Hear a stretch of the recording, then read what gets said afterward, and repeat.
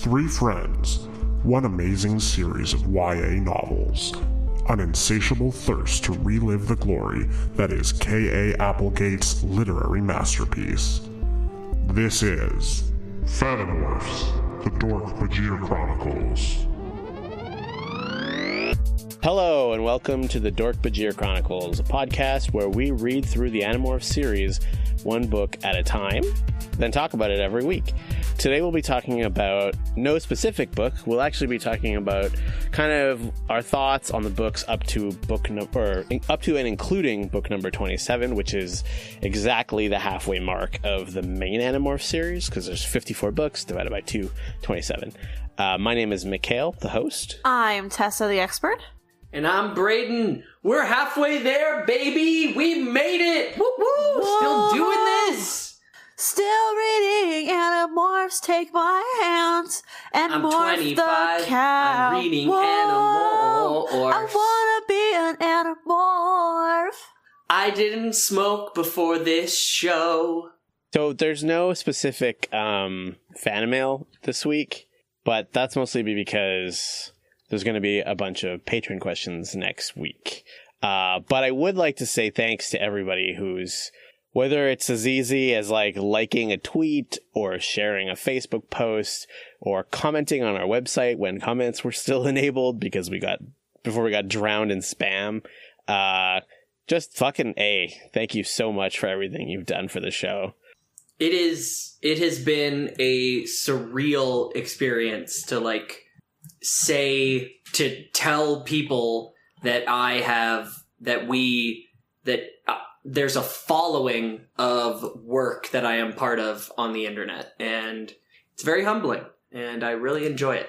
It's this is the most successful thing I've ever done with my life, and it makes me really happy because I do know a lot about Animorphs. And here you go, kids. If you're homeschooled and you read a lot of books about kids turning into animals and you don't know how to use that knowledge in the real world, well, let my success story lead to your success story. Okay, sure. I like that. I like that it was kind of a humble brag also.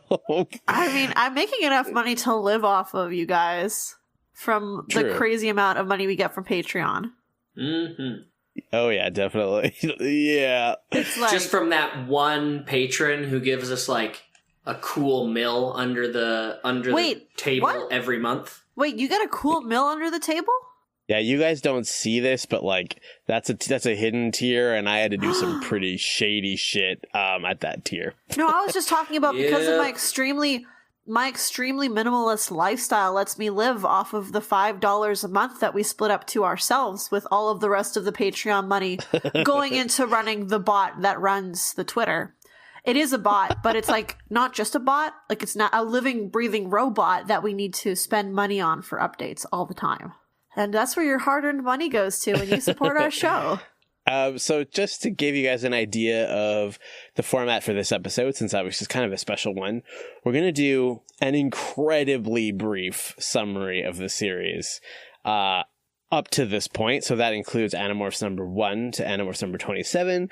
That's Dork-Bajir Chronicles, Andalite Chronicles, Megamorphs 1 and 2, Alternatemorphs 1 and 2, although arguably that's not part of the actual series. We are not going to talk about the TV show in this episode. We will, however, be doing a full wrap-up episode when we're done watching the whole TV show. I just frankly didn't want to talk about it again after talking about it for a month. Yeah. So, yeah, and then after the summary, we'll be doing just our normal discussion points. Only this time we'll be looking back over the whole series that we've read so far. We'll be talking about each character, how they've evolved generally. We'll talk about things like our favorite books, our favorite... Each main cast character, someone that is a narrator. If it comes up, if it comes up, we'll talk about Eric or the Elemist or Elfangor. I guess we have to talk about Elfangor as part of Andalite Chronicles, but you get where I'm coming from, audience. Totally, and it's from a perspective of evolution, how has the character changed from book 1 to book 27, right? And so Elfangor hasn't changed; he's a static character, really. So that kind of thing. We'll also be talking about some our good OTP moments, our favorite ones, and our favorite Visser Three morphs. And, probably a lot of tangents, and let's see if we even hit all those points or not. Yeah. I do have to say, I am kind of sad we're not really covering the in-depth stuff that we learned about Eric and his trilogy spinoff, but I mean, we didn't read it on the podcast, so it makes sense. If you're curious about that, it's My Life Inside a Metal Dog, the story of Eric King, and it is available on Amazon eBooks, and it's something I've written myself. Pre-order now. Oh, I thought you were plugging a real thing. I was like, interesting. Oh, I wish. I mean, it probably exists. We know how vast the ocean of the internet is. So, Brayden, why don't you do the summary of the book series? I've tried to lay it out fairly broadly. Like, we're not going to talk about the specifics of any. Yeah. I'm going to rip through this like a goddamn auctioneer. Yeah, this is actually the ultimate test of our summarizing skills. It's like, how fast can you get through ostensibly like 2,700 pages of YA novel in one episode of a podcast? Okay, go. Okay, here's the summary of Animorphs number 1 through 27. Number 1 through 5 is the premise is set, and each Animorph learns about why the war is personal for them. Number 6 through 10, the gang explores their powers in a series of capers and meet a few key characters. Eric the Chi and the Elemist in particular. 11 through 19, things get a bit real as the capers continue, but their self-identity gets flipped upside down. Axe's loyalty to his people is explored. Rachel's anger ends up controlling her more and more, which we'll get into. Jake gets lost in emotionless leadership like a machine. Marco can't confront his feelings about his mom, and it kind of overblows the humor a bit. Cassie has to go numb to her base moral instinct and learn how the world is harsh. Tobias accepts his bird fate. He's the most stable, honestly. 20 to 22, the David trilogy, where the gang comes to terms with just how lucky they are to be who they are instead of a dickhead like David, which isn't a moral I take away from it. This is just what got written down. However, I also think that that's the moral that K.A. took away from it, which I find a little disturbing. We'll get into that. Number 23, the one where we learn Tobias is Elfangor's son. Heavy. I don't know if it's important at all. We'll find out. Number 24, the Helmicron one that doesn't actually matter. Proof that we're about to go off the rails, which is fucking amazing. Number 25, Caper in the Arctic, where we learn nothing. First ghost written book, and it kind of shows. Number 26, really important for the chess game plotline, but really not grounded in anything real. The chess game, of course, referring to the Cold War-style conflict between Krayak and the Elemist. Number 27, Deep Sea Caper. And also some more chess game stuff with a character named the Doobie Boy, who is the Drode, who is a representative of Krayak that seems to want Rachel to finger bang the dark side, as it were. Bonus questions for all the money. What is the Drode's name in his own language? Oh, God. I know it, but it's terrible. The wild card. Wild card! Hey, because he plays by a specific set of rules and he only comes out once. In the very beginning of the game. That was great. Actually. I was not expecting us to get through it so quickly, but we totally were. Tessa, why don't you summarize the two sort of bigger side stories that we read? Sure. So they're what you'd call, you can read and enjoy the whole series of the Animorphs just straight. You don't have to read any of these Chronicles books except for Visser. There's very clearly lead-off point in one of the books that goes directly into Visser. And then something happens and then it shows up later in the books, which when I was a kid, I didn't read Visser until I was 14. So I was missing out on one of the best stories in the whole series. But Visser's not in the first half, so I'm not going to talk about Visser. I'm going to talk about the other two guys. And these guys, they add stuff to the story, but you could enjoy the series without them. They are more supplementary. Hey, Brayden. Yes. How would you say this summary is going so far? Shut up. Brayden's kicking your ass. Come on. Yeah, Brayden had a whole bunch he had to go through, and of course he wanted to go through it quickly. I have 2 books to go through. I'm going to take up the exact same amount of time as Brayden. You really, really dragged out the idea of introducing them in a meta-contextual way to an extreme level. Okay, guys. Just because I don't know fancy words like meta-contextual doesn't mean that I can't do a good summary. All right, we got the Dork-Bajir Chronicles, which we read first, so it gives us an actual date of when the story exists, chronologically to when these books were written. However, Andalite Chronicles comes out first. Also in Andalite Chronicles is a date of when these books are explicitly set. So now we know when these books are set. Instead of them just being in your own time, which is like from 93 to 2001 or something? Or 98 to 2001? Yeah. That's it. 90-something to early thousands. Now we know exactly when these things happen. Which is like, okay. I thought the Dork-Bajir Chronicles were way longer ago, but instead they were this 30 years ago. It's fine, but whatever. Anyway, Dork-Bajir Chronicles. Wait, doesn't the Dork-Bajir Chronicles also specify a Earth date very early in the game? Yes. 1969, I think. Yeah. 66 to 67. Yeah. And that was literally the first thing I said. So I'm doing a great job of this summer, and you're doing a great job listening to it. Anyway, Dork-Bajir Chronicles. This story shows that the Andalites are not all good guys. In fact, they got some bad guys. And because we read it before, read the Andalite Chronicles, you got to see Prince Aloran act like a huge dick. And then in Andalite Chronicles, he got his comeuppance. Oh my god, now you're a slave for the rest of your life. And this is your penance. Whereas if you read the Andalite Chronicles first, you just know that he fucked up, he did something bad, and then you got the backstory. I don't know. I like the way we read it. Because Dork-Bajir Chronicles is just such a good book. But what happened in the Dork-Bajir Chronicles? That is the key point we are still Is this the key? Is it the key point? Do we really want to? I thought we just wanted to breeze by this. Do you want me to take this one? Give me the keys to the Lambo, Daddy. I will run it away from Tessa. It's a democracy. I vote I Brayden. thought we were trying to just give them broad strokes, but you want me to be specific? Fine. The book opens. No, I'm just kidding. So the Yeerks find the Dork-Bajir planet, and this is where they get their shock troops. Andalites are like, all right, well, war is all about wins and losses. Let's write off this planet. And there's an Andalite girl and a Dork-Bajir guy. Can I make it any more obvious? And a fuck. He was a seer, and she was purple. What more can I say? And yeah, that's Dork-Bajir Chronicles. I don't know what else you want me. We did a whole episode about it. If you're listening to our halfway mark analysis and you don't know what happened in the Dork-Bajir Chronicles, we got you covered, son. I talk about it in almost every episode because I love this book because it's so much darker than what Animorphs is, because it's also very it's much longer than any single Animorphs book, so they can get way into what sucks about being a young person at war, fighting people who are your friends or were your friends before they got all mind controlled. And they can kill all of them. None of them are in the safety bubble as being a main cast member. We also learn about Dork-Bajir seers. Some Dork-Bajir are smarter than others.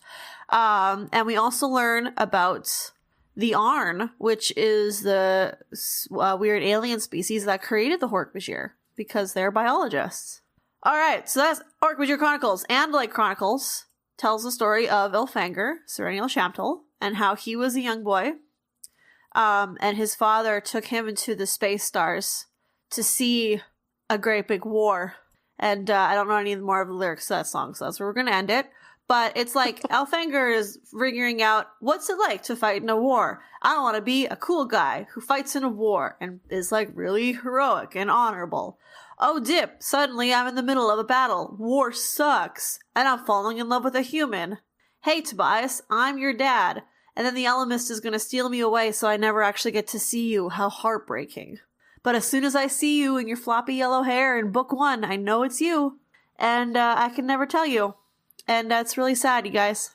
But the most important thing in the whole series happens in this book, where Elfangor drives a yellow car and drinks Dr. Pepper through his hoof. It was pretty sick. It was pretty cool, actually. That was a good part for sure. And plays rock music. He plays rock music, and we learn more about Taxons, which we don't know anything about Taxons aside from what little bit we've learned in the Andalite Chronicles. Mm-hmm. Not all Taxons are wanting to serve the Yeerks. They just kind of agreed to let someone take the reins of this always endlessly hungry monster brain machine for a little bit so that the Taxon brain can just lie in the back and like nap and not worry about starving. Oh, and you're forgetting the most important part. The main MacGuffin of that book is a ancient Ellimist relic known as the Time Matrix, which can travel through time and space and do a bunch of shit. What were they called, Mikhail? You know this. Jarax and Larax? Well, first of all, that's wrong. It's Jarax and Larax. Second of all, they're Mortrons. And third of all, don't you ever fucking forget that fact again. I thought they were Mortrons, but I couldn't remember if that was the little robot people from D&D, from the Lawful Good planet. Those are Modrons. Mm-hmm. Modrons, Mortrons, they're extremely similar. You can see why I was confused. Yes, we can see why you were confused. And it has nothing to do with the similarity in those two words. Shut up. It's all meta-contextual anyway. All right, that took a short amount of time, question mark. Here's a summary. Bring it home. Here's a summary for Megamorphs number 1. In Megamorphs number 1, the Animorphs have to fight off a monster called the Letterthak, which was stolen from, I believe it's a moon of Saturn, if I'm not mistaken. It's actually not the Letterthak. The Letterthak is the great big tree. It's the Valik. It's the Valik, sorry, you're right. The Valik, which is basically comprised of like, it's like a hive mind beast, right? It's comprised of like flying beings that make up a single being. It's obviously a big problem because how does anyone fight something like that? They solve the problem by flying up super high, and then Cassie morphs a whale and slams the swarm down into the ocean, and apparently it can't touch water, which is a pretty classic Mel Gibson, or is it Mel Gibson in Signs? Yeah, it's totally Mel Gibson in Signs. Well, it's because it's made up of tiny little like flying bugs that are all flocking together. Well, no, it's because it's allergic to water. No, they're allergic to water. They're pretty clear about that. Anyways. Oh my god. Anyways, that was it pretty much. They just have to fight that one thing. There's a bunch of like, oh, and also Marco drives a truck. That's pretty good. The Marco driving the truck part is the highlight of many an Animorphs fan. A stolen truck. So Megamorphs number 2 is basically Animorphs number 11, except instead of going to the jungle at a random time, they go back in time to a very specific time where the dinosaurs are about to die. A lot of things are not explained at all, which we learned from Scotty and just common sense. But basically, they have to fight for survival in the dinosaur world in the era where most large predators, like giant T-Rex sized predators, exist. And of course, because it's sci-fi, they find 2 alien species, which, in order to, I don't really understand this, but Tobias is like, in order to close the timeline, we basically need to cause the extinction of the dinosaurs. So they, quote unquote, redirect the asteroid through various means that was going to pass the Earth to hit the Earth. And then I guess the Sario Rip ends, because that's the rule of Sario Rips. I don't know. Also, we got some facts about nuclear subs pretty wrong in that episode. Okay, Alternamorphs. Alternamorphs number 1 was basically like, hey, what if you were an Animorph that wasn't one of the ones that exists, but it was just an extra one that was there from the beginning, and it's really bad, and don't read it, and I died instantly, and I hated it. No, you got to Kate, but Marco came to your house and was hanging out with you. True, which is in stark contrast to Alternamorphs number 2, where you play as David, and he shits on Marco so hard in the early chapters, for no reason other than his own, like, I don't know, self-pity and self-hatred. Anyways. But you don't shit on Marco in the Alternamorphs. Instead, God gets mad at you for no reason. Yeah, the Elemist is very poorly written in this. But basically what it is it's the David trilogy. So number 20, 21, and 22, except written from David's perspective. Except also it's not like the canonical timeline. It's like at a critical point, the Elemist is like, oh, but what if... And then he like presents 2 literal buttons. You have to choose one. Yeah. And it's choose your own adventure, if I wasn't clear already. I'm sure you guys know that already. Alternamorphs is all choose your own adventure. But basically you can go through like 2 potential opposite timelines that end stupidly. I also died instantly in that one. Yeah. They're bad books. They're so they're fun, really bad. But they're not good choose your own adventure books. Okay. Whew. That's it. That's all we read in the past fucking... When did our first episode come out? Yeah. First episode came out June 5th of 2017. That was more than a year ago now. And since then, we've read all the way through here. This is episode 75 of this podcast, which is wild. So what do you guys think of the series so far? I mean, other than like you like it or you don't like it, I'm curious, especially to hear Brayden's perspective on just how you feel about it as a series so far. How I feel about it as a series so far. Well, I feel there's been a lot of good books and bad books, but I wrote my overall thoughts. Wait, there's already been a lot of bad books? Brayden. No, there hasn't. Yeah, there totally I mean, you're right. The Cassie ones don't really count. Oh, how dare. But I think I've really enjoyed, like, doing this podcast, like, as an experiment. Like, no matter the quality of any single piece of the Animorphs pie, Animorphs has been a really good series as a whole. Like, it's ran the gamut from, like, it's little capers about aliens trying to sneak a bug into a senator's brain with essentially a heist. And then it's gone all the way up to these, like, dimensional chess games between omnipotent horrors and benevolent beings of light. It's the every sci-fi, and I love it. Yeah, I agree. I think I personally, I really like the character development parts of this. The sci-fi stuff is interesting, but the nature of the format, which we'll talk more about next week, the format stuff, we'll try to focus on like plot and character this week. But I think the format hinders the sci-fi in the sense that, like, when Axe starts explaining how the morph technology works, a character has to interrupt him and say that's boring, because it's pretty likely that a 10-year-old reading this would be like, that does sound like boring, kind of, right? Whereas as an adult, I'm like, no, I want that so hard. So as a result, I think I'm getting more invested in, like, their personal stories. Okay, let me ask you a question, Mikhail. Sure. So you get that book where Axe gets to blow his proverbial load all about, like, how morphing technology works. It's not just proverbial. This is the only way Andalites can get off. Yes. It's explaining technology. It involves Z-space deeply. It does involve Z-space. We've always known that, but a little bit about, like, storing, like, biomatter on Z-space. But, like, you find out that every fucking little point that you've ever had, most of them even, about morphing, is explained away by Z-space. Do you still like it? See, okay.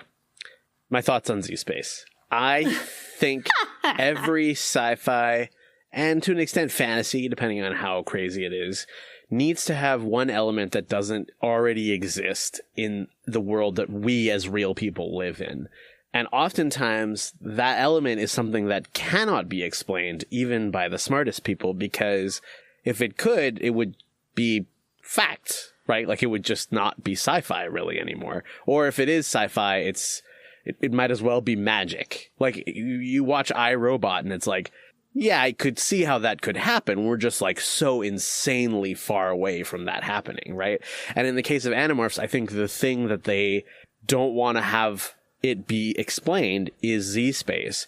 Now, I don't like the way that they use Z-space as an excuse all the time, but there was that one book where Axe was like, oh, the morphing technology freezes DNA in this, like, thing in your blood, and it's like, holy fuck.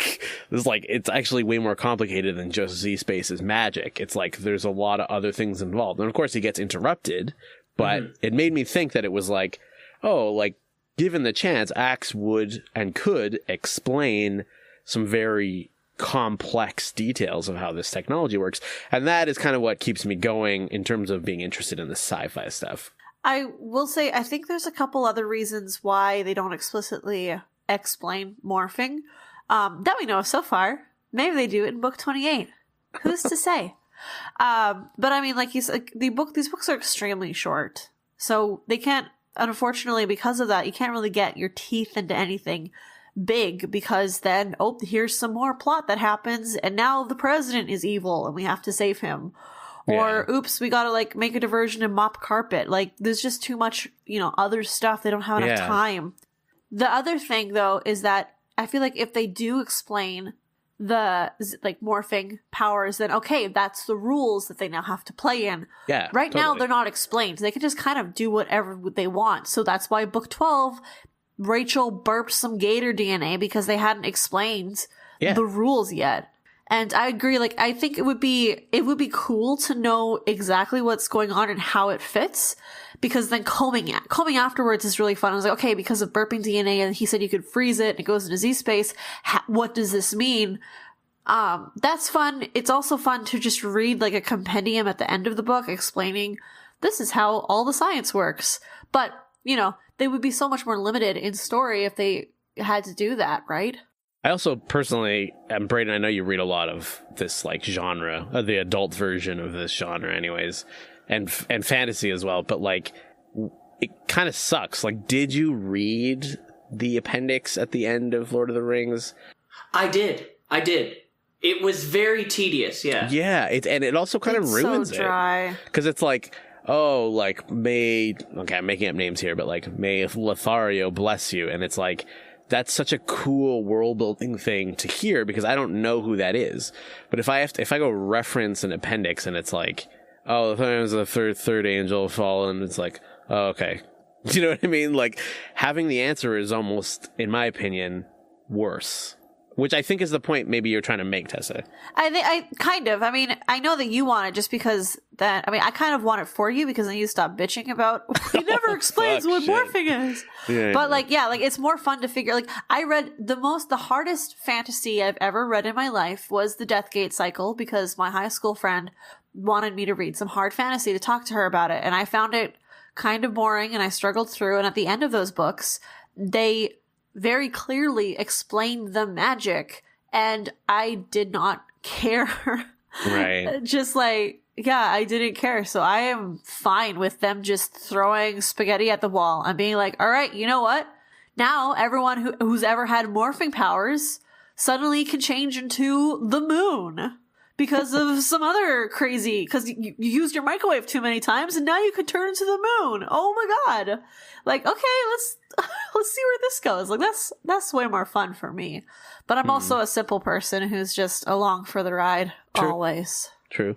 Let's talk about characters. Let's talk about, like, specific characters. And let's talk about characters in this book instead of what Brayden was doing previously. Let's start with Cassie. Okay. I'm fine with that. Yeah, go for it. Jump in. I was kind of joking. I don't know. I don't really... No, get the worst one out of the way first. I was just going to say, you guys hate Cassie. Okay. Let's go through it. It's weird. I don't hate Cassie as a person. I think in real life, I may or may not have been annoyed if she like started talking to me in school about, oh yeah, I saved these skunks. Don't you think that's the right thing to do? And I would be like, fucking bitch, I don't know. I'm 13. What is the right thing to do? But like, that's also not Cassie's character, because she's pretty quiet in school, except when like Rachel puts her in a dress and parades her around, and everyone still ignores her, and she's like, I'm fine with this. I do not want to talk to anyone at school. Right, but then also in number 11, she like talks to Jake, and it's not the first time or last time that she does this, but she's like, listen, you need to confront and like expose and talk about your feelings, because you're getting to be like a bit of a powder keg here, Jake. And even though he doesn't usually like react in a healthy way to that, that's actually huge and like super mature. And I think like more people as adults should do that also. Yeah, Cassie's great. Pros and cons. You just don't like what the authors made her say.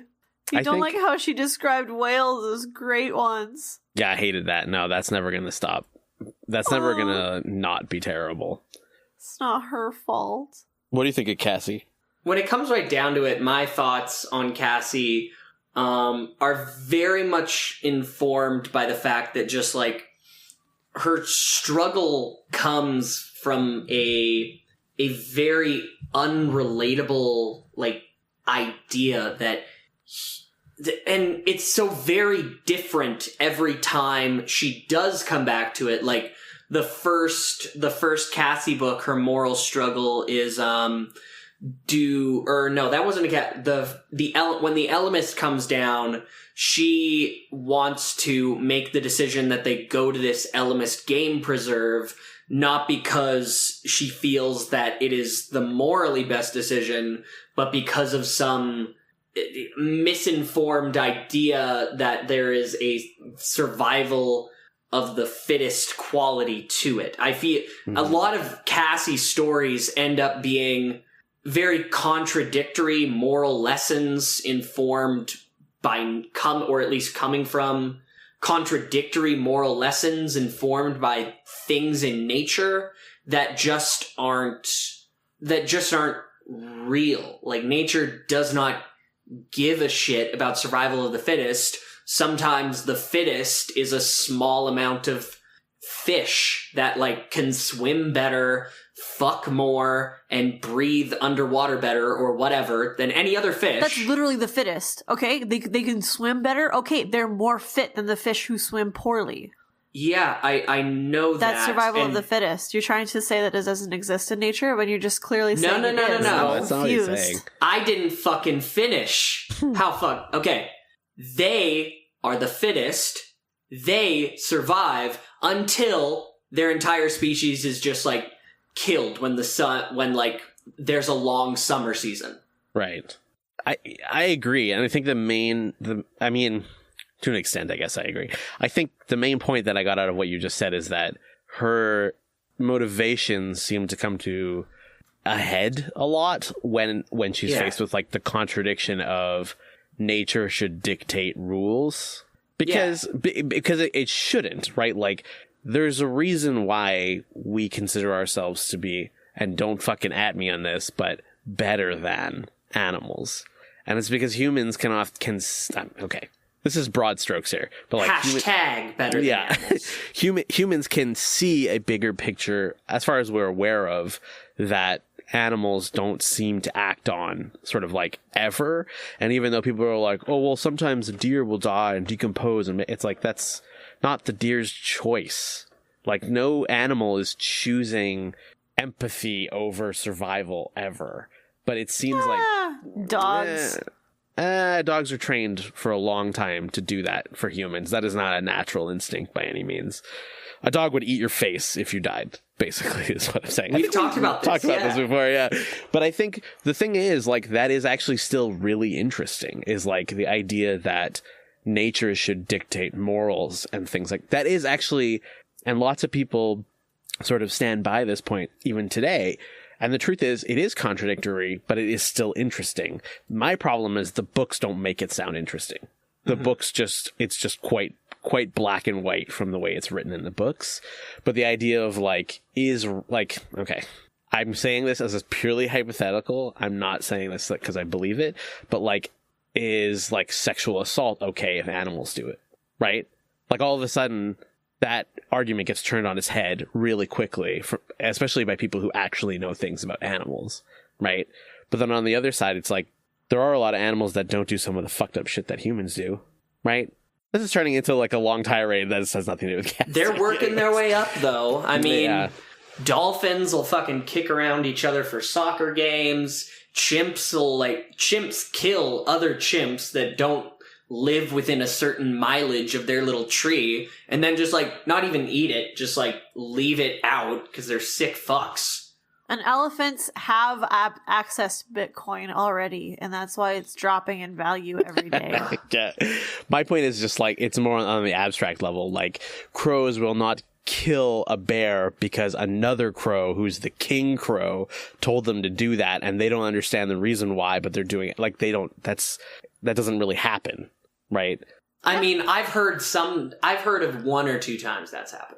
King crows? I think enough that you can't say that it hasn't happened. Yeah. King Crow is actually a very good friend of mine. Okay. You know, there is some, just speaking of crows, this reminded me, there is some, like, new study out there about, like, crows using language to warn each other of specifically, like, highways and stuff, especially along the prairies. You got those really big highways going, and there's some more busier areas where people commute. And researchers noticed that a lot more crows were getting hit by the great big logging trucks than hit by small passenger cars. And that's because the watcher crow can say car, car, but he can't say truck, truck. Yeah, that is an old joke. Oh wait, Brayden liked it. Okay. You had me going. The thing was, I believed it was real. I believed it was real. It is a good joke if you never. I almost ruined it in the front by laughing right up the top because I thought it was so funny.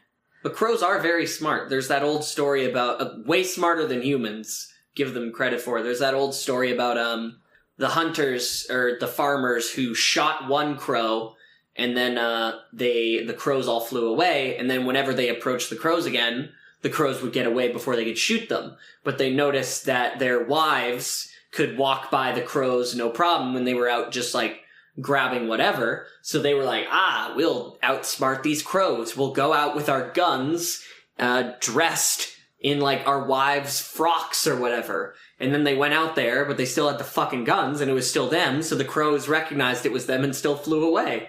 And like the point is like a lot of people don't give animals the credit they're due, even though they fuck us over every time.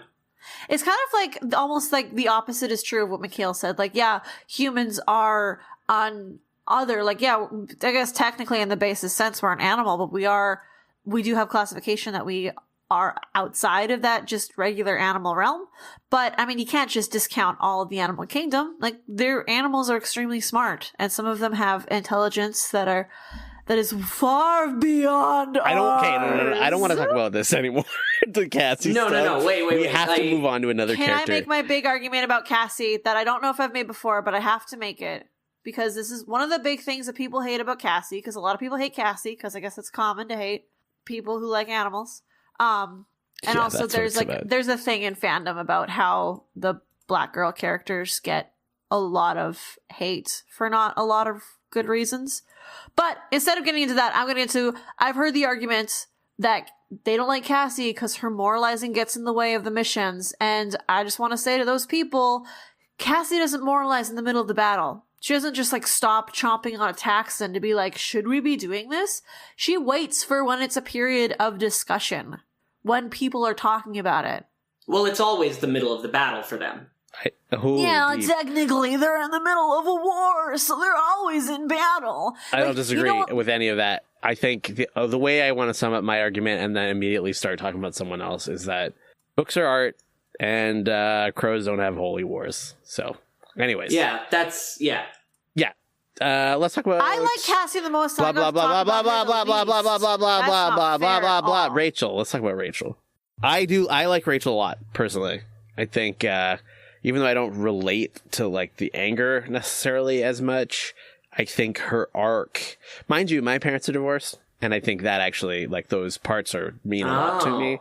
So it could be that. It could be a lot of things, but her arc also seems to change in a lot of ways that I haven't seen the other ones change yet. She seems to be the most self-aware of like her flaws, which happen to be also her strengths. Like book 22, that was so choice, where she was like, I hate this about myself. I hate that other people see it, but it's so quintessentially important to what we're doing right now that I can't stop. Oh God.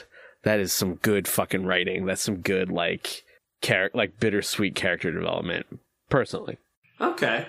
Yeah, okay. I guess I'd honestly never thought about it that way. I guess I've been very bored with Rachel, honestly, since, like, the modus operandi of her character became, oh no, I'm scared of the monster within, because it just sort of, to me, came out of nowhere during the David books, when, like, suddenly she was like, everyone's using me as a weapon, when, like, her previous arcs had been, I'm gonna save all humans to help my friend who I cuddled with as a cat.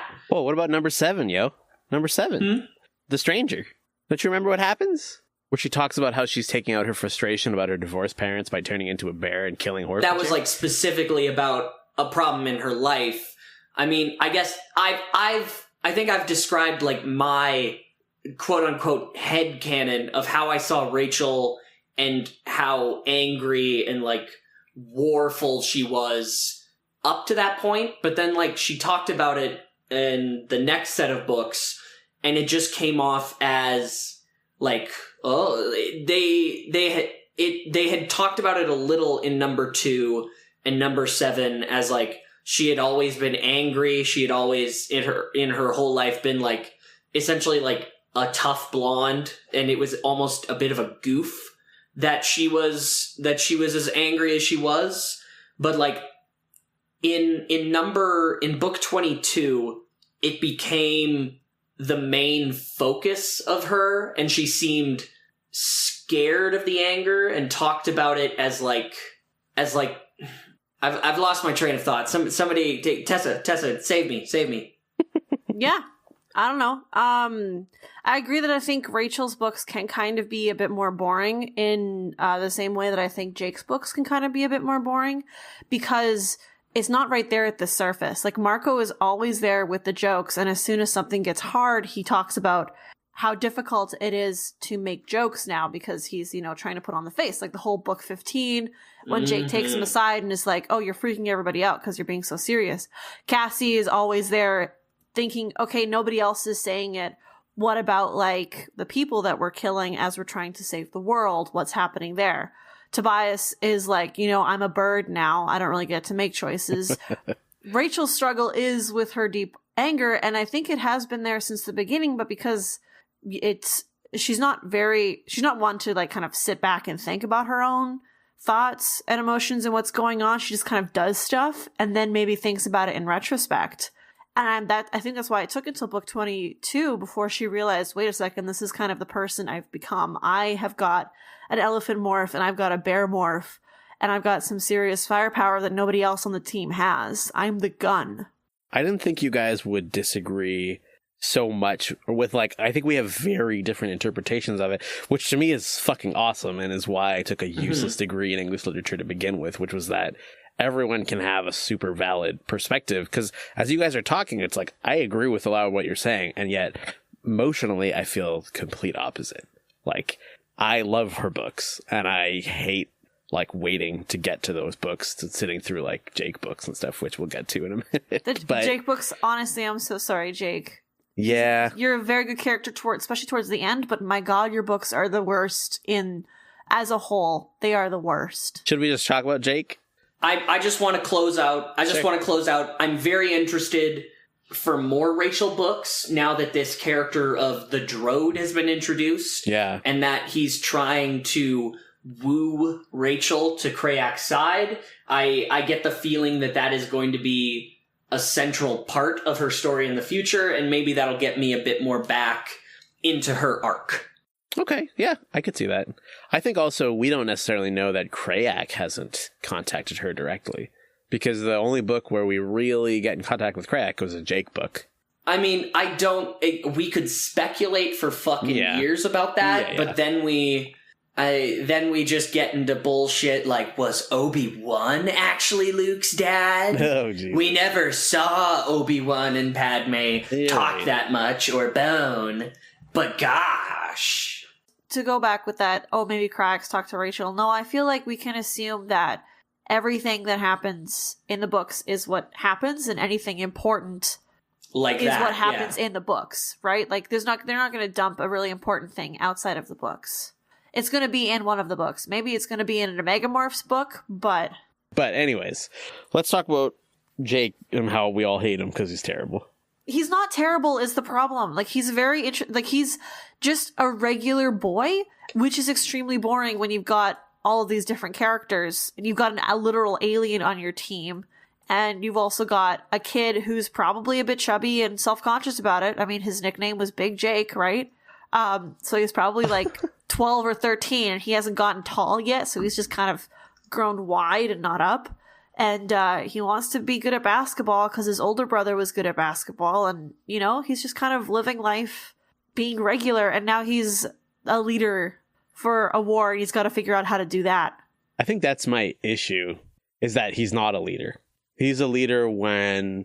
At least up to book 27, there's been too many moments where he's like, listen, y'all, this is a democracy. You get to vote, or we get to draw straws. It's like, this might be like the harshest fucking thing to tell like a 13-year-old in any context, but just like, if you take the role of leader, that is the hard part, is the part where no one wants to make a decision, so you have to. Not, this decision is so hard everyone gets to vote on it. And maybe that's why I just get annoyed, because I'm just like, oh, like, sometimes he'll make decisions in battle that are like, okay, I could see, like, that is the smart thing to do. But that's the tactician's job, not necessarily the leader's job, right? I think maybe this is just me, but I think in the ideal system, they're the same thing. I mean, in an ideal situation, yeah, okay, that's fair. But also, like, my point is just, like, just because you make the right decision in combat does not make you a leader.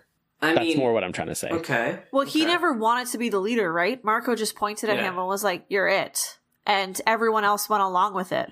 People respect the white dude. Sometimes he's like, oh, okay, well, I make this decision, and you need to shut up, because I made the decision. He never says, like, I'm the boss of you, so shut up. He never says that explicitly, but sometimes when people argue with him, he's like, just do it. Like, he says that, and which is what a leader should say if someone, like, in the heat of the moment is like, I don't want to do this thing. The problem is he doesn't always do it. Like, there's no consistency, right? Yeah, because he's 13 and he's figuring it out. Like, it's the same way that there's no consistency with, like, Cassie's whole moralizing thing, which can be, like, which very I also lazily, hate Cassie, so very lazily explained by, the kids. It's hard to be a kid sometimes. Yeah. But literally, I think that's it. I think it was a conscious choice for the authors for him to be so wishy-washy. I think that's also, another possibility is, this is a great place to bring up how the characters are written when it's their book and they're narrating versus how the characters speak or are written when they are just outside, when they are the secondary characters. Like, it's very, very rare. I think it's only happened once or twice that Jake, barks an order and says, just do it, I'm the boss, outside of a book. It doesn't matter how rare it is. It doesn't matter how rare it is. That's not the point, Michaela. You didn't let me finish. Anyway, it is very rare to happen outside of that context, because usually once he says something like, just do it, I'm the boss, the narrator is the one being ordered and has to rush in to say, Jake is right, because it's actually part of their arc, and it makes those moments are written.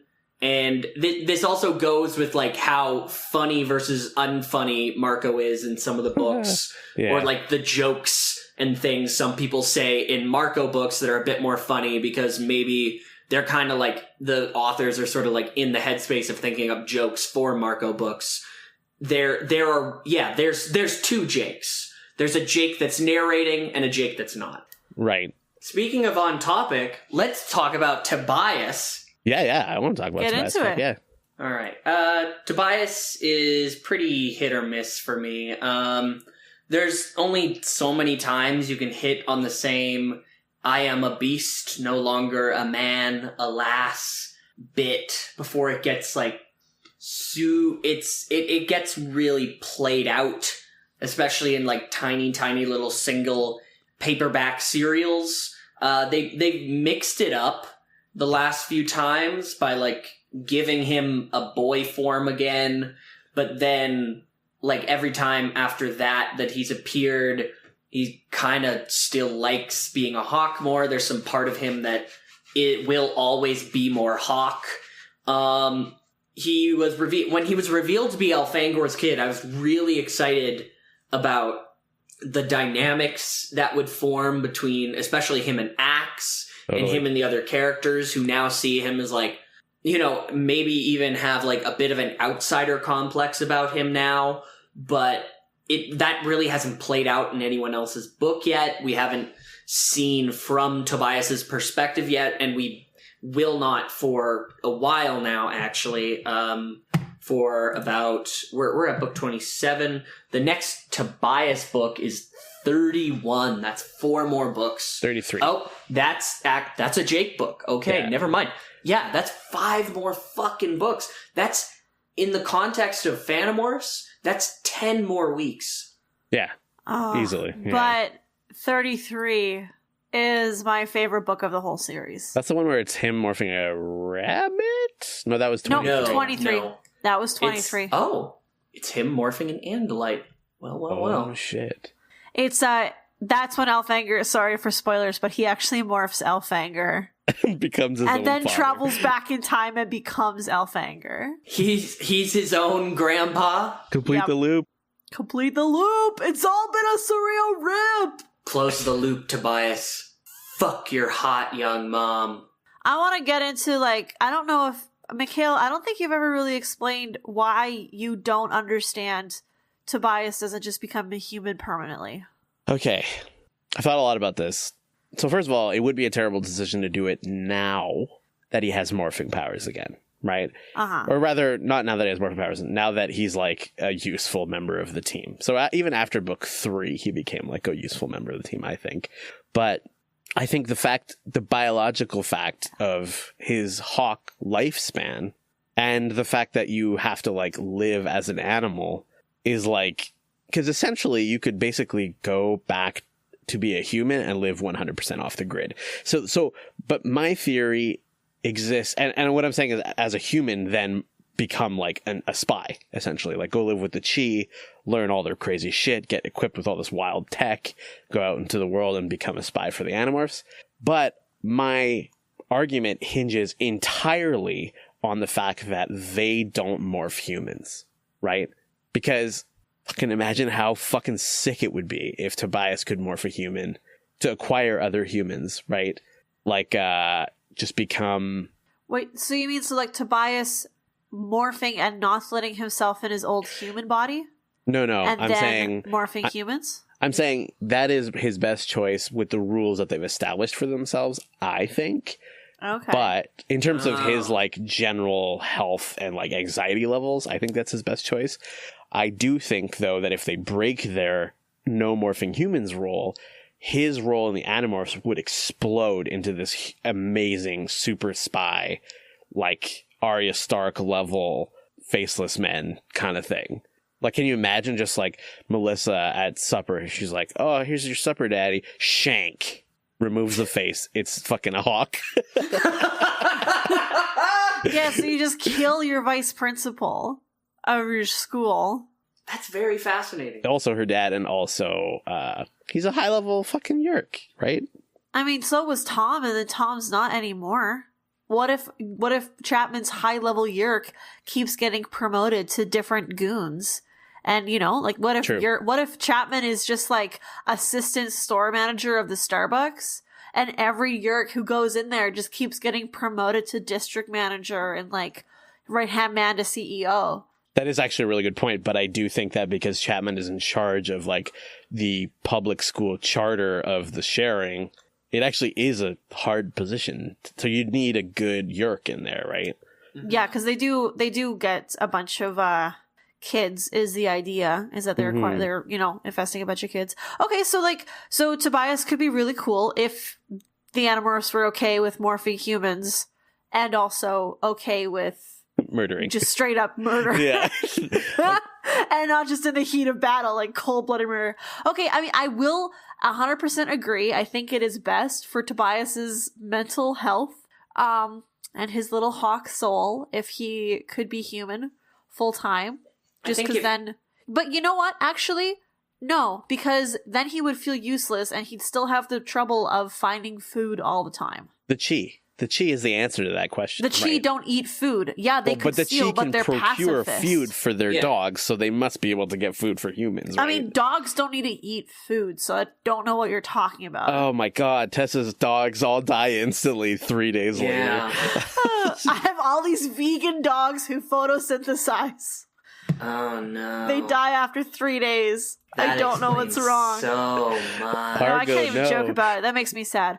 No, but like... Tobias's whole thing, like, if he's human now, okay, yeah, he's off the grid. He just lives with the Chi. People know his face, like, especially that one guy, DeGroat, the lawyer, knows his face. Visser Three knows Tobias's human face. Chapman recognizes, like, people from the school recognizes Tobias's human face. Holograms is the answer to your question right there. Yeah, so if they deck him out in all kinds of tech, however, I don't think the Chee have all that much tech. They could invent stuff, sure, because they have a whole bunch, but like they are themselves a whole bunch of technology. Which we've also shown in the first time we meet Eric, we learn that they can create new technology to serve their needs when he makes that hole in his brain where he suspends the Yeerk, right? Oh yeah, that's true. Well, that's another thing is that Tobias couldn't do any kind of spy work that he does right now, aerial style, because as a human, the only way he could get into the Yeerk pool is with a Yeerk in his head. The Chee have the Yeerk cage that he can, like, Eric at least, not even all Chee are in it. Remember that one Chee in book 10 who was really mad that Eric was telling all the secrets? Yeah. Like, she lives 24/7 in the dog park, and Tobias would have to be living with that the whole time, and that would be so annoying. Wow, you're really stretching So, your excuses for why my answer is not fucking awesome and badass. The more I think about it, like, it'd be super cool if they could have a spy moment where, like, it's totally spies. Here's a laser that you can shoot on a mirror to make 2 lasers and cut through some door for whatever bullshit, because we're the guy to your spy, and here's your spy gear. Like, that would be so cool. And they didn't play with that. Now I'm sad. But instead we get Bird Boy. How do you feel about Tobias there, Brayden? Or at least Tobias's arc up to and past 23? Well, like I said at the top, I feel like the am I a boy or am I a beast thing wore kind of thin quick, and then even after he got his, like, compromise where he could be a bit more boy than beast, that was still the running theme for a while, and then he found out he's Elfangor's kid, and I was waiting for that to be turned into anything, and it just wasn't. Okay, that sounds like a good time to move on to another character. Should we do Axe or should we do La Creme de la Creme Marco? Let's do the alien. Let's do the ambassador last. Let's cover Marco. Okay, let's talk Marco. How do you feel about Marco, Tessa, as the outlier of the non #Team Marco?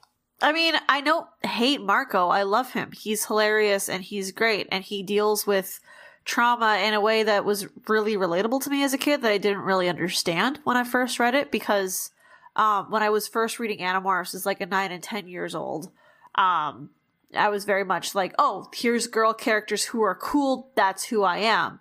You know, I don't have to be one of the boys like every other book I read. I can be one of the girls.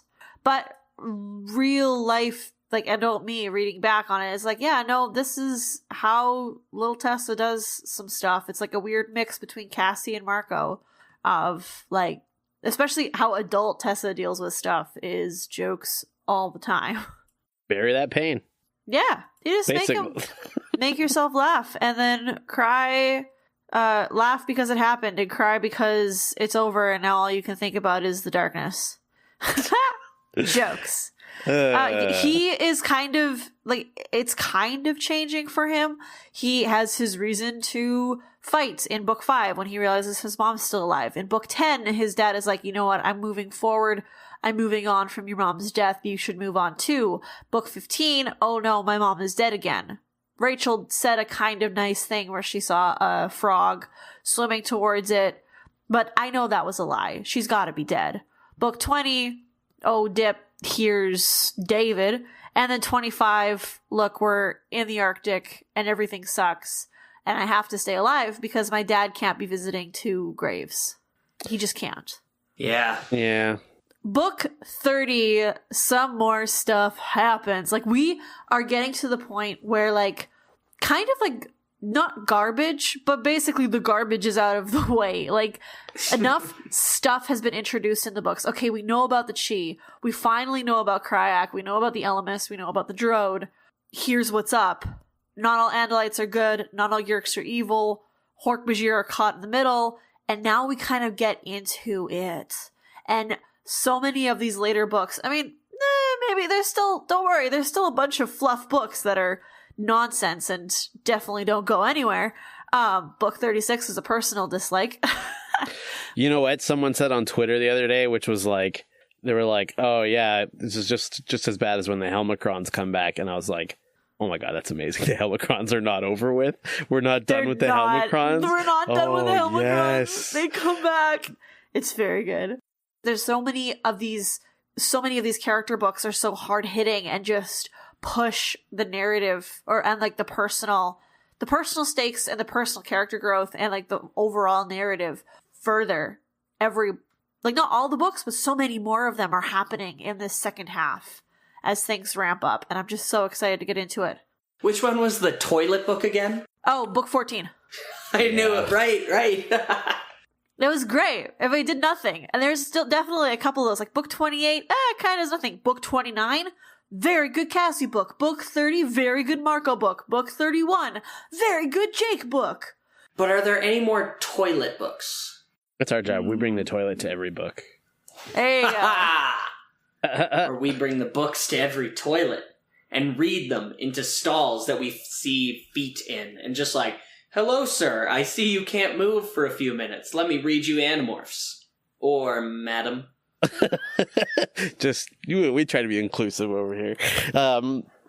So I feel like as I started reading the books again, I remembered liking Marco for the reasons that I did as a kid, which was just, he's funny.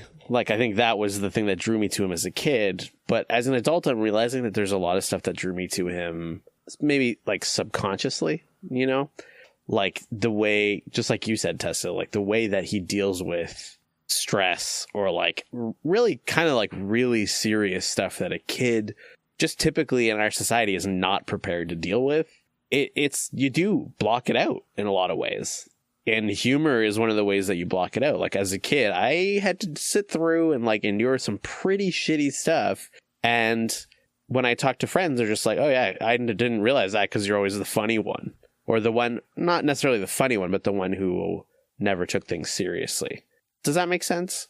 Which is like super dark, but I think now revisiting it, especially with like just the way my life's been the last few years, is like the stuff with death and like coming to terms with losing people in your family. It's like actually pretty like serious shit. Like when I was reading 15, I was like tearing up because I was like, oh fuck, I relate to this too much and not in a good way necessarily. But I guess the point I'm trying to make is like my view of Marco as a character in general has been like, it's shifted from like, I just like him because he's the funny one to I like him because I think he's dealing with things in probably the most relatable way to me personally. That's Marco. Da-da-ba-ba-da-ba. Yeah, I don't have much to say other than copy paste that, honestly, yeah. I mean, I guess we don't have to spend too much time on Marco since we all know he's amazing. Mm-hmm. I see in the notes here for Axe's section that Tessa is being extremely defensive, and I want to hear more about that. Like, you guys like to bully Axe because he doesn't pay attention in school and because everyone interrupts him when he gets going on the good science stuff. I don't bully Axe. I just like to get that out of the way. I become frustrated on and off with the treatment of him in the context of a sci-fi series, but I also recognize that there's only so much spotlight they can give his more alien qualities in a very thin pulp serial. Mm-hmm, mm-hmm. You're a bullier of Axe, and now you're bullying me. Anyway. Okay. I think this was a conversation we had on Twitter, or like that Mikhail had with someone on Twitter. Mm-hmm. But I want to mention it here because I don't think we've mentioned it in the pod yet. But about how Elthanger tried food. Like, he was soaking up Dr. Pepper and like enjoyed a flavor of it. Yeah. Of some sort. Like he morphed human, and you have to assume that he was not going crazy. Maybe Axe just is like obsessed with flavor. Maybe his taste buds burned off in his hooves when he was a kid, and so the only time he actually gets flavor is when he's a human. Or no, maybe the conversation was Andalites in general just don't have flavor. So I don't remember. My theory has been that he's addicted. He's an addict. Like how it physically, literally takes less uses of any given drug for a child to get addicted versus an adult. I think he's literally addicted to food, and Elfangor as an adult just like could control it a little better, had the willpower to dose it out. That's interesting, actually, because I don't know, because I always thought of him as like a teenage alien, but a child human. Does that make sense? Oh, like interesting. His, like you say, Tessa, like his experience with the human morph is very minimal, and arguably, like, he still has the brain of essentially what would be an Andalite child, right? So combine the two things, the minimal experience in the child brain or teenage brain, and maybe you just get somebody who like can't focus on the mission. And he's working with his regular teenage alien intelligence and then his human teenage intelligence when he's morphed human, which combines with which turns into basically like human child intelligence. Well, I don't think it's food? intelligence. I think it's like not intelligence, some kind of like instinct, sort of like. Yeah. Also, if he morphed like 13-year-olds, they're all in like going through puberty, and that like, makes he did acquire 2 boys who were right in the middle of puberty, so it makes a lot of sense that he, as soon as he morphs human, he's just like starving. So yeah, he eats a bunch of cinnamon buns and then masturbates furiously. Okay, sure. Yeah. Yeah. I think. Yeah. I don't know how to address that specifically, but I do think, like, as frustrated as I have been with him, also, the evolution of his character has been good. Like, in as much as they still throw in the stupid, like, pronouncing words as a joke kind of thing, it's gotten way less annoying, and during missions, we don't get any more stupid shit like happened in book number 5, I think it was, where he runs through the mall as an Andalite. Like, nothing like that. Oh, yeah, because he's just freaking out. He's like, what is going on? I was having a great time eating sugar, and now bad guys are here, and I'm gonna, like, get myself a tail blade. Yeah. That was my biggest peeve, like, just the fucking stupidity during critical moments. So because that hasn't really happened recently, I'm feeling a lot better about Axe just in general. Well, he's gotten combat experience now. Like, he has literally no combat experience until the very end of book 4, where they're running away from Visser Three's many-tongued fish. Like, book 5 is the first time he's encountered controllers in the wild. Right? Like, he's going from no combat experience at all, and the other Animorphs have, like, a couple of months on him. And they've also just lived in the mean streets of Earth, so they know what's up. We can assume, can we assume maybe there's not a lot of crime in the Andalite homeworld, at least not right now, because they're so busy dealing with the Yeerks in control? Yeah, I would say, like, their nomadic lifestyle probably isn't exactly the sort of lifestyle where, like, your car gets jacked a lot. Just because they're also just, like, so singularly focused on the war, it seems like, that, from what we know, mind you, but, like, there isn't really anyone who's don't like seem to have personal property that they worry about right now, because there's more important things to worry about. Well, yeah, and it's like there's no poor Andalites because they're just like, poor, join the army. Like, done. Yeah. Like, we need people in the army. Join the army, we'll feed you. We need bodies to throw into the war machine. I always thought, I got the feeling from, like, I got the feeling from it that it was less of an obligation to join the army and more just they have a warrior culture. Like, I talk about in my essay, Andalites and Empire, that they talk about how the Andalites did have these gigantic cities that pumped out industrial products. They were such, like, ruthless badasses that they just eliminated the Five so furiously, nobody even knows why they're called the Five anymore.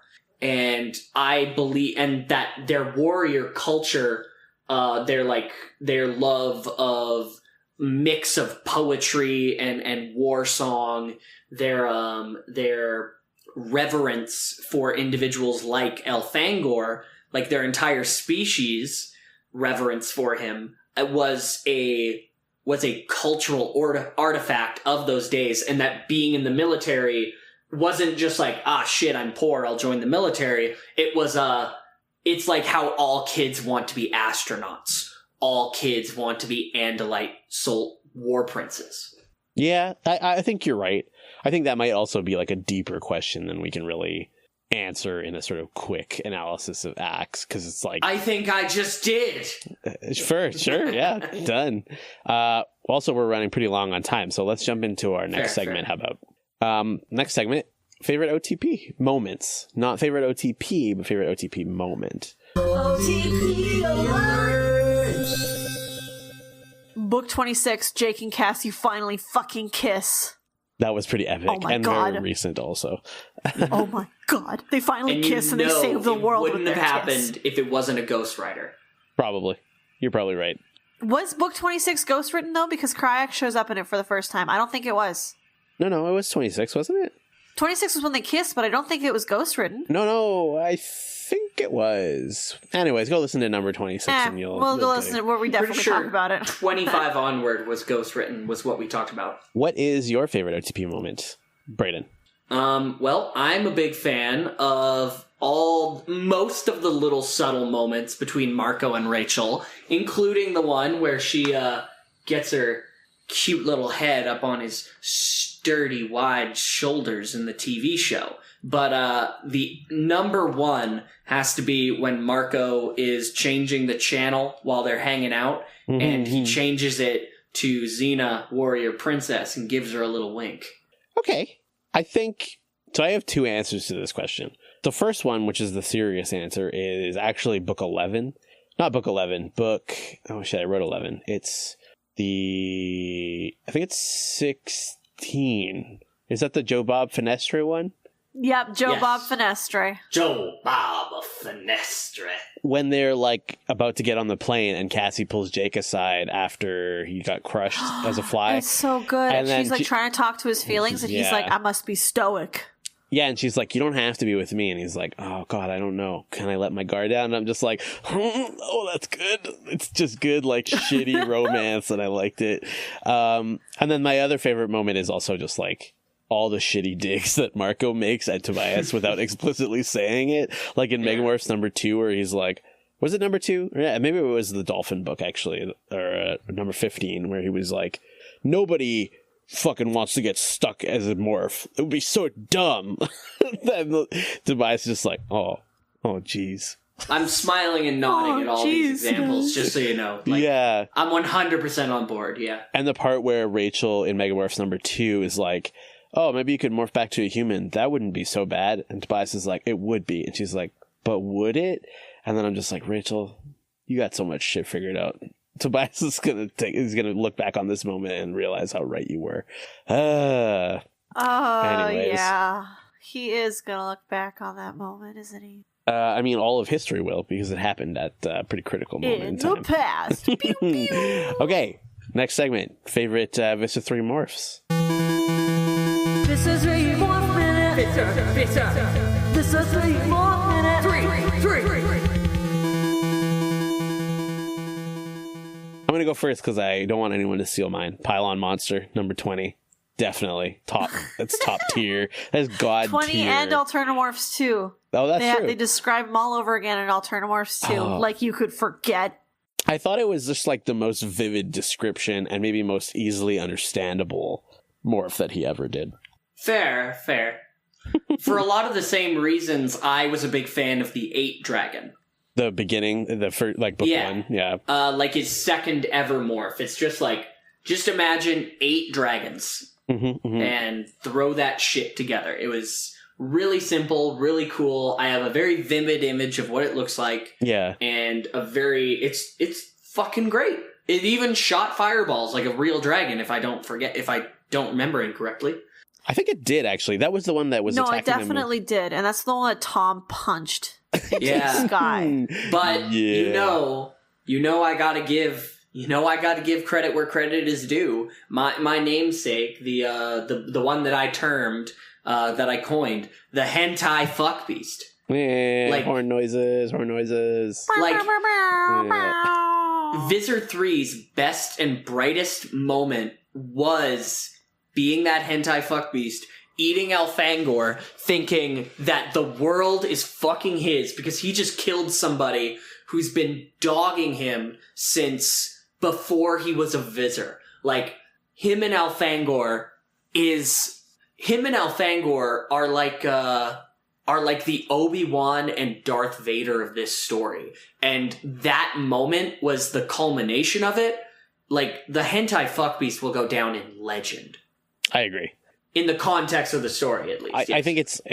I mean, I'm not gonna like argue with you on this one. I think personally, the moment is maybe better than the morph, but I wasn't really clear, I guess, on what we were ranking necessarily.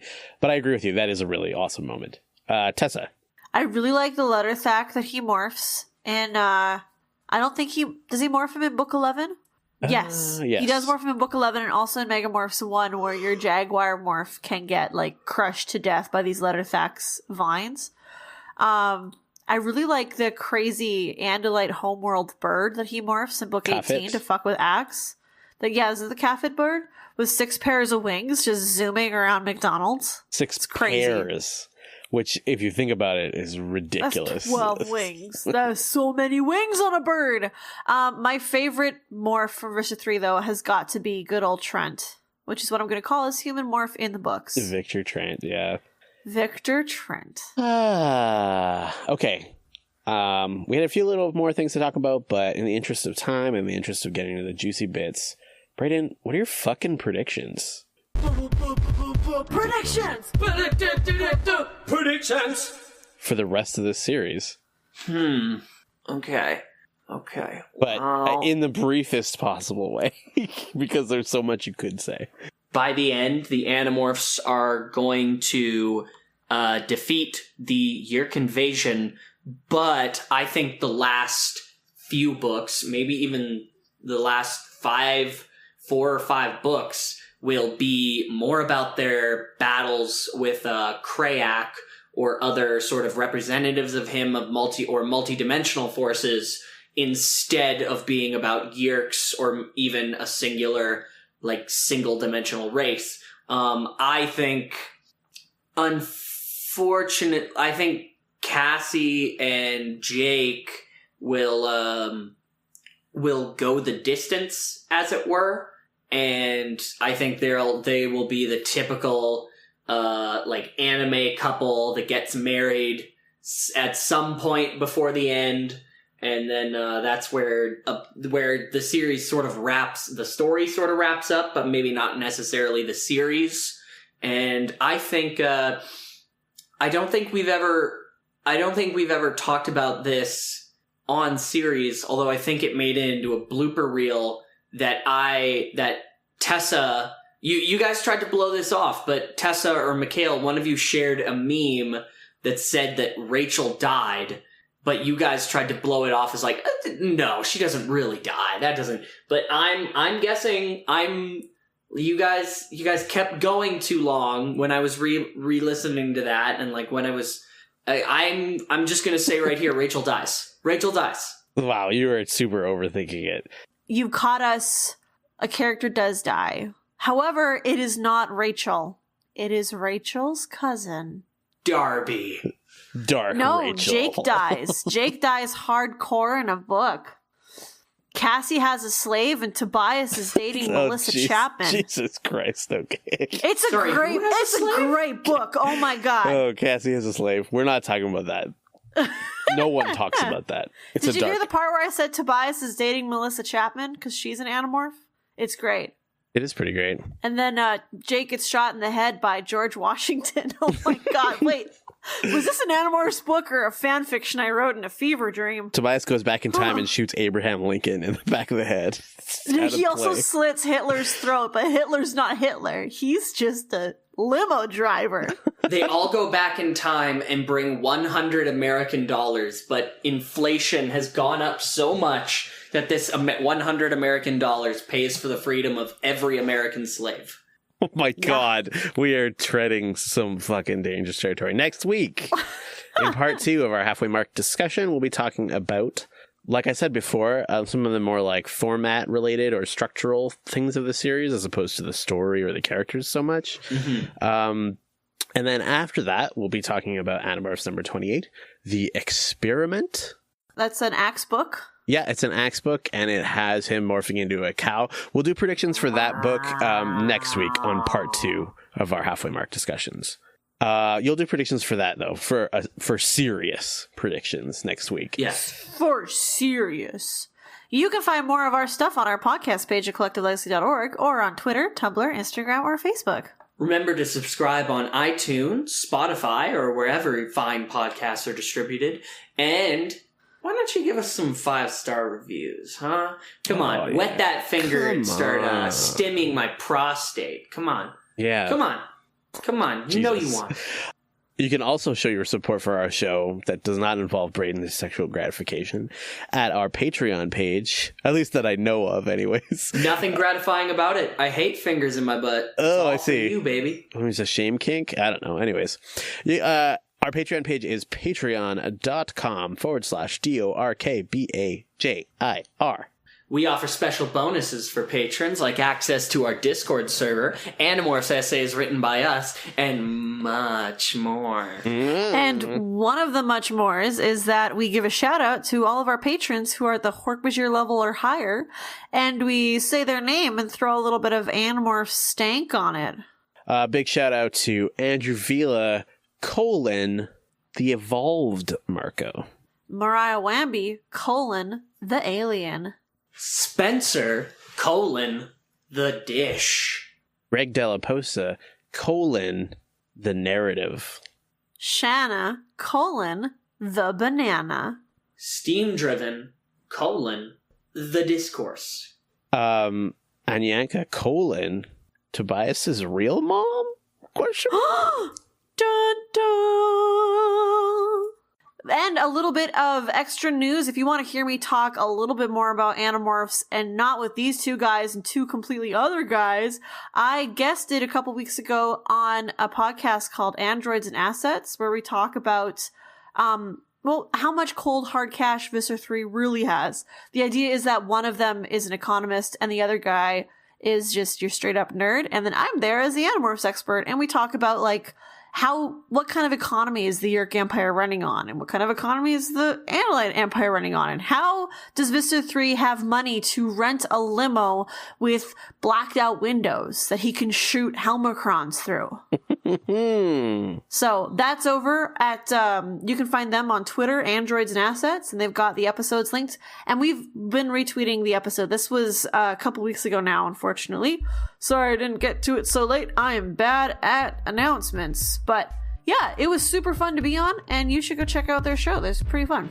Androids and Assets. For the Phantomorphs, my name is Mikhail, the host. I'm Tessa, the expert. I'm Brayden, and I'm just real grateful that we get to do this every fucking week, like some kind of weird-ass book club. I don't know, it's great hanging out with you guys. No, I like hanging out with you guys, too. I hate everyone. This has been Phantomorphs, the Dork-Bajir Chronicle. It's okay, Mikhail. We already know you hate everyone. I know. It doesn't make me cry. It doesn't make me cry at night as I clench my fist in my mouth and hold in the tears. Yeah. It doesn't make you cry as you tell lame knock-knock jokes about Falcon conventions. First of all, it was not a knock-knock joke. Hi, hello, welcome to the ad for the show. I'm Mitch, the host of Whack Talk Radio. On this show, I talk to interesting people about interesting things. Do you need to know more than that? Okay, fine. Pretty much we'll talk about whatever my guest is interested in or passionate for. Sometimes it'll be silly, sometimes serious, sometimes a bit of both. Whatever the topic is, hopefully we'll find a way to make you that much more of an expert about it. You can find us at collectivelegacy.org, along with some other equally awesome shows on our network. New episodes of Whack Talk Radio are every Sunday and Thursday, wherever you find your podcasts. Let us know what you think on Facebook, Twitter, and Instagram at Whack Talk Radio. That's WENGH Talk Radio. Whack Talk Radio. Brought to you by Collective Legacy, a podcast network.